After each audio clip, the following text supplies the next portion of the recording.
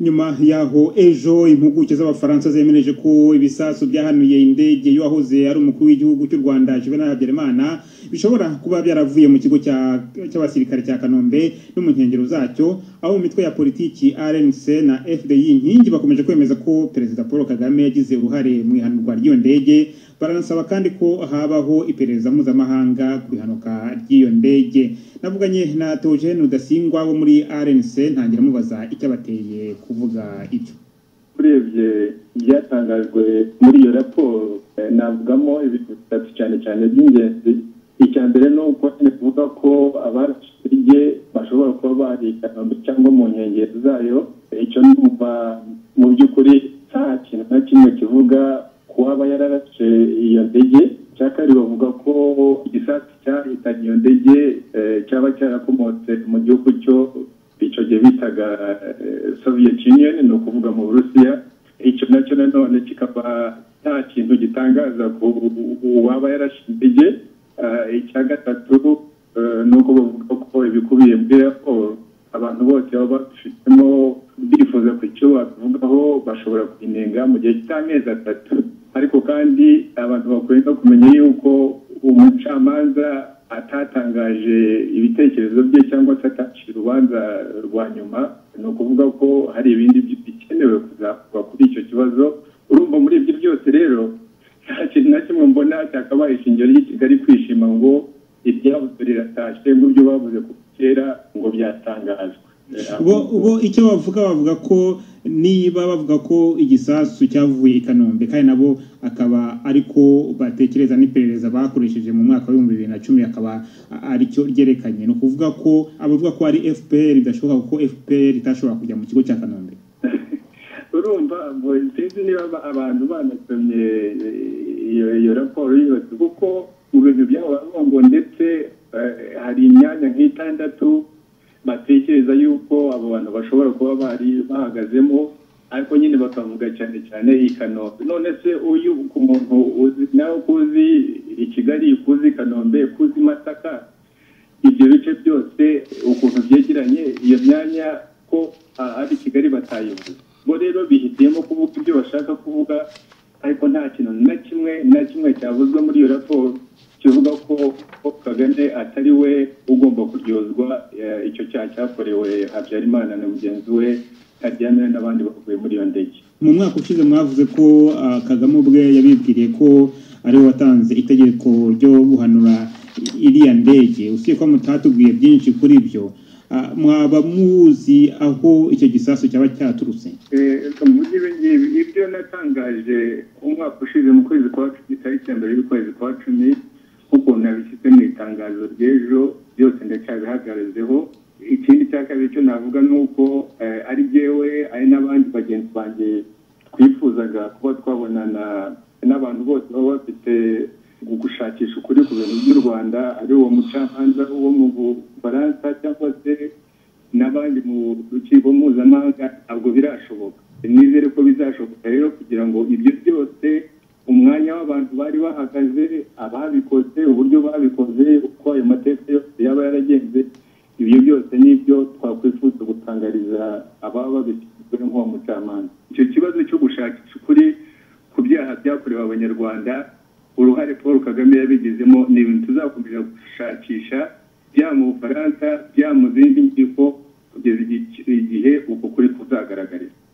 Theogene Rudasingwa. Raporo y'impuguke z'abafaransa ziyobowe n'abagenzacyaha babiri Marc Trevidic na Nathalie Pou ikomeje kuvugwaho byinshi. Navuganye na Colonel Patrick Karegeya wahoze ayobora serivisi z'ubutasi z'ingabo za APR muri 1994 na nyuma yaho ubwo indege yari itwaye Perezida Habyarimana yahanuwe. Iri raporo navuga ko ari nk'iya gatatu nyuma ya raporo y'undi mu Faransa w'umucamanza Jean-Louis Bruguier. Hari na raporo yakozwe na Komisiyo y'u Rwanda yariwe na Bwana Yohani Mutsinzi. Izi raporo zagera ku myanzuro itandukanye. Colonel Karegeya, mwe umwanzuro mufatamo nk'umunyarwanda mwatubwira iki? Izo raporo zose nyine ntabwo ari nazo yenda twavuga ko ari raporo zombi, kuko imwe y'Abanyarwanda izindi n'iz'Abafaransa, kandi abo bose bafite uruhare mu bibazo by'u Rwanda. Leta leta y'u Rwanda ivuga ko abafaransa bagize uruhare muri ibyo, leta y'abafaransa ikavuga iti abanyarwanda ni mwe mwatwiciye abantu bari mu ndege na perezida Habyarimana na perezida Janira w'u Burundi. Urumva na ibintu bibiri bidashobora kwemeranya na gato. Icyo rero icyo bitwereka ni uko ibibazo byabaye byakozwe n'abanyarwanda, byakorewe abanyarwanda, nuko harimo n'abo bafaransa. Ikintu cyavamo cy'umuntu nakumva agiye nk'umunyarwanda ni uko ukuri kuzwi n'abanyarwanda, nitwe twabikoze, nitwe twabikorewe, nitwe tugomba no kubwizanya ukuri ukuntu ibintu byagenze. Naho impande ebyiri zitumvikana ku kintu ni nko kujya mu mpaka gusa. Mwareba se tuvuge nk'imyanzuro iyi raporo ya Trevedic na Pu abacamanza b'abafaransa yanzura ivuga ko hari ahantu hatandatu hakekwa misiri zarashe indege zaba zaraturutse.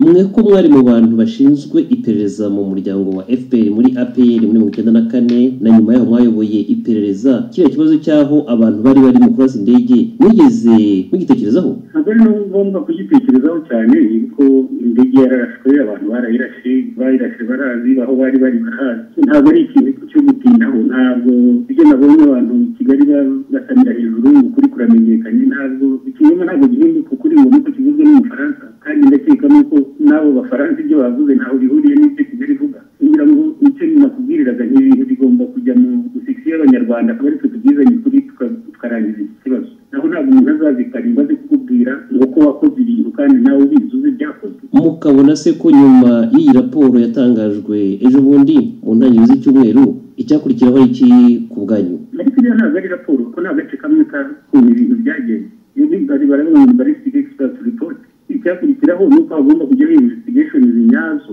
Naho nitugomba kubitererana ngo mu birakorwa n'abafaransa, bityo ariko abafaransa aribo babikora. Ariko nabo niba batwemeye ko babikora, nitubaho umwanya babanze barangize batubwire ikindi cyavuyemo. Ubu turasamira hejuru ngo byarangiye, ukuri kwamenyekanye, ukuri se kwamenyekanye nuko ari nta n'ikiragerwaho. Muri make niba muva neza Colonel Patrick Karegeya muragira muti ibyatangajwe n'impuguke z'abafaransa ni agapande k'ubuzabusa ku kibazo ko giteye. Mwe mwakoze mu iperereza Colonel Patrick Karegeya ku bijyanye na kiriya kibazo cy'ahanurwa y'indege, icyo mwumva abantu ari nk'abanyarwanda tuvuge muragira muti ikibazo ni cy'abanyarwanda, icyo batindaho cyane ubu ni iki kugira ngo ririya hurizo rikemurwe? Kuvuga nyine ko abantu bagomba kwicara nk'abanyarwanda bakabwizanya ukuri, bakavuga ibyabaye, yuko abantu ibyakozwe birazwi, ababikoze barazwi, aho babikoreye harazwi, nta kintu kitazwi. None se mwebwe agaciro muha ibyatangajwe n'impuguke z'abafaransa ni akahe? Ntabwo bavuga ngo agaciro ariko ntacyo baratangaza, bo baracyakubwira ngo turakeka. Igikurikiraho niba aribo bagiye gukomezamo bazemere nyine bavuge ngo bazabyirinda abantu, bababwire abantu aho bazavuga za témoignage bazabo, aho bazavuga rero icyo bazafata. Naho uvuga ku bafaransa uvuze ngo bavuze ngo babeshye, ibiro by'i Kigali byo bavuga barabeshye, kuvuga ngo bavuze ngo barasiye muri Kanombe y'abasirikare bizi aho babikuye. Ibyakabaye byiza ni uko bigira mu komisiyo irindi idafitemo abantu bafite uruhare mu byabaye mu Rwanda. Nk'iyo komisiyo mugarutseho Patrick Karegeya, mwe mwumva yakirwamo abantu bateye bate? Yajyamo abantu wenda batari abanyarwanda bafitemo uruhare, batari abafaransa nabo bafitemo uruhare, wenda twe tukazaba abantu baza gutanga ubuhamya. Mwe hari umuvugizi baka ubuhamya kuri kiriya kibazo cy'ahanurwa y'indege? Oya, ntawe urazi. Mwaba mwiteguye kubutanga mubusabwe? Gutanga mu nzira igomba kuvuga icyazi, asigara kuvugisha ukuri. Ndabashimiye cyane Colonel Patrick Karegeya muri Afurika y'Epfo. Raporo y'impuguke z'abafaransa ziyobowe n'abanyezacyaha babiri Marc Trevedic na Nathalie Pu ikomeje kuvugwaho byinshi. Twatumiye muri uyu mwanya impuguke mu by'amategeko mpanabyaha Maître Innocent Twagiramungu uba i Bruxelles mu Bubiligi. Mugenzi wacu Thomas Kamirindi yamubajije niba mu by'ukuri raporo yatangajwe yakwita dosiye y'ubutabera hakurikije uko ubugenzacyaha bukorwa. Iriya raporo ni impuguke umugenzacyaha yifashishije, nkeka ko hari n'abantu benshi babyibeshyaho. Ntabwo Trevedic na Pu ari abacamanza, ahubwo ni abagenzacyaha. Ni ukuvuga rero ko kariya akanama k'impuguke bifashishije ntabwo wavuga ko ariyo dosiye nini cyane, irimo ibintu byinshi, irimo ubuhamya bwinshi abantu batanze, irimo ibindi bimenyetso abagenzacyaha bagiye bashaka. Ari Burugeri watangiye dosiye, ari n'abariya Trevedic na Pu nabo hari misiyo nyinshi bagiye bakora, babyita komisiyo rogatoire, bagiye bajya ahantu henshi, ari mu Burusiya, ari mu Rwanda, bagiye bafatanya kandi n'igihugu cya Espagne na Leta Zunze Ubumwe za Amerika n'ibindi bihugu byinshi. Idosiye bwa nini cyane mu by'ukuri ntabwo wavuga ko ari urubanza rwaciwe, ntabwo urubanza rwaciwe, ntabwo icyo gihe ntikiragera kikure cyane ukurikije procedure uko imeze, ntabwo ari ukuvuga ko idosiye yarangiye, nta n'icyakabiri irageramo. Mu yandi magambo ni ukuvuga ko iriya raporo yonyine ubwayo idahagije kugira ngo umugenzacyaha avuge ngo dosiye ndayiretse bariya bantu irabahanaguraho ibyaha, ndavuga bareze. Ntabwo raporo ihagije mu by'ukuri, ntabwo bavuze uwaba yarashyira indege, ntabwo byari muri misiyo zabo. Si akazi kabo mbese. Abagenzacyaha bagomba gukomeza bakurikije n'ibindi bintu ubuhamya bwinshi bafite mu idosiye n'izindi misiyo bakoze, bagakomeza n'izindi bazakomeza bakazafata imyanzuro nyuma. Yamara gukora imyanzuro akayishyikiriza procureur, ni ukuvuga umushinjacyaha w'i Paris. Umushinjacyaha w'i Paris iyo myanzuro abagenzacyaha bamuhaye akareba icyo ayimaza, akareba niba ibyo bavugamo bihagije kugira ngo abe yakurikirana abakurikiranye, cyangwa niba yazasaba ko byahagarara. Ntabwo ari ukuvuga ko bazashyikiriza ibyo bariya bakoze, bazashyikiriza imyanzuro y'ibintu byinshi bazaba bafite mu idosiye. Noneho nibamara kuyikiriza uwo mugenzacyaha procureur areba icyo bimaze. Ni ukuvuga ko mu by'ukuri ububasha afite uwo mugenzacyaha, uwo mushinjacyaha procureur ashobora no kuvuga ati ngewe ndabona harimo ibibazo, nshobora kongera guha idosiye ikongera igakomeza, nkasaba ko hari ibintu runaka byakongera bigakorerwa ubugororangingo, bagashaka ibimenyetso runaka, cyangwa se n'imyanzuro bamuhaye ivuga iti wenda abantu bakurikirane, bakavuga ati nta bintu mbona birimo. Bivuga ko mu by'ukuri n'ibyo bamuhaye ashobora no kunyuranya nabo muri misiyo ye uko azakomeza akurikije uko idosiye imeze. Mu by'ukuri icyemezo gikomeye ni icy'umushinjacyaha bazashyikiriza imyanzuro bazaba bakoze. Abunganira abasirikare bakuru b'u Rwanda baregwa kwiraswa ry'indege yari utwaye perezida w'u Rwanda Juvenal Habyarimana muri 1994 bagiranye ikiganiro n'abanyamakuru bavuga kuri raporo y'abahanga batangaje ejo bundi kwa kabiri, nabwo byari i Paris mu Bufaransa. Mugenzi wacu Rusiya Umukundwa yakurikiranye iyi nkuru. Mu gihe kigera ku masaha abiri, Maître Bernard Menge na Maître Léo Lefoster batanze ibisobanuro n'imyanzuro y'inzobere ku birebana n'ahantu haba harateretswe imbunda yarashe ibisasu byo mu bwoko bwa misile byagushije indege ya Perezida Habyarimana Juvenal. Mu magambo ahinnye y'imyanzuro yanketse twagejejweho n'abo bavuga, ibimenyetso bigaragaza ko indege yaba yararasiwe mu kigo cy'i Kanombe ahari irimbi n'ibi bikurikira. Hari uruhande misile yaturikiyeho hagaragazwa muri raporo ko ari ku ruhande rw'ibumoso, impuguke zigaragaza ko icyo gice cyangijwe cyane n'umuriro. Ikindi kimenyetso ni kirebana n'umwanya waba uhagije uhereye ku hantu urasa yaba aherereye kugira ngo ashobore kubona neza indege agashobora kuyirasa adahushije. Bahereye ku burebure bw'aho indege yaba yararasiwe n'aho yari igeze ubwo igisasu cyayifashe, impuguke zisanga bijyanye neza n'ubwoko bw'igisasu cyemejwe ko cyakoreshejwe ari cyo SAM-16 yakorewe mu Burusiya. Hari nanone urusaku rw'igisasu rwumvikana ku buryo uri hafi yashobora kubona ibishashi by'amasasu mu gihe cy'amasegonda ari hagati ya 3 na 3 n'igice. Umutangabuhamya wari mu nzu zegereye ahagaragazwa ko ibisasu byaba byaraturikiye, ni ukuvuga hafi y'amazu yaratuwemo n'Ababiligi, yemeje ko yabonye ibyo bishashi by'amasasu bituruka ibumoso bw'indege. Impuguke zafatanije n'abacamanza muri ya nketse zageze ku mwanzuro wo kwemeza ko ibisasu bitashobora kurasirwa i Masaka.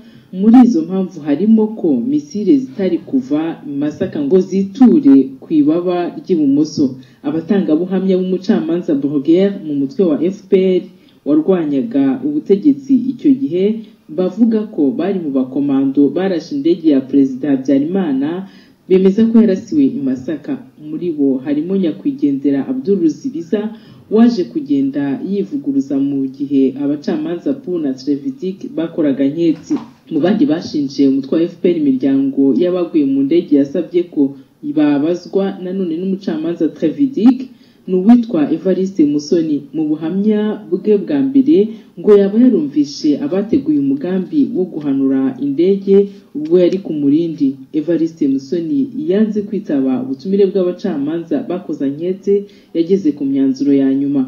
Amakuru dukesha bari bafite uruhushya rwo kwinjira mu cyumba cyatangarijwemo raporo ya ankete, Lieutenant General Kayumba Nyamwasa wari mu mutwe wa FPR nawe wari washinjwe mu bateguye umugambi wo kurasa indege ntiyigeze abazwa muri ya nkete.